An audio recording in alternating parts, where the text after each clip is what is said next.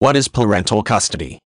Parental custody, sometimes referred to as legal custody, is a term used in deciding or establishing who has the responsibility for making important decisions governing the health and well-being of a child under the legal age of adulthood.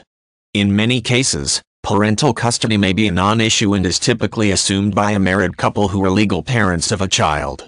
Some situations, however, do call parental custody into question, typically when parents divorce or otherwise annul their marriage. In divorce cases, custody is often decided by the court and may be a hotly contested issue during divorce proceedings. The term custody is primarily used in America, and in other regions it may be replaced with terms such as responsibility in the European Union and residence in Scotland. Regardless of the precise term being used, parental custody is generally seen as falling to the parent or legal guardian with whom the child lives the majority of the time, and who is allowed to make important decisions regarding the upbringing of the child. In the United States, the exact requirements and definitions for parental custody often fall to the individual states to establish. States in the U.S. often decide physical custody by establishing the location where a child lives. Parental custody can often be established through a divorce, and both parties might come to a mutually beneficial agreement or may fiercely contest the other person gaining custody of the child.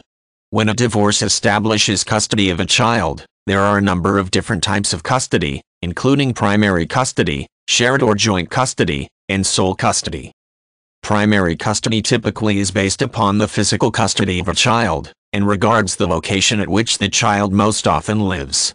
Sole parental custody of a child occurs when one parent or legal guardian has exclusive custody over a child and may legally make all of the important daily decisions affecting the health and well-being of the child, including geographical location, schools, and medical issues.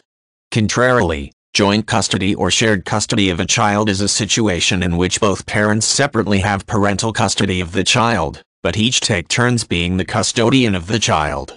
This is often the case in situations in which a child lives with one parent during certain parts of a year or week, and lives with the other parent during other times.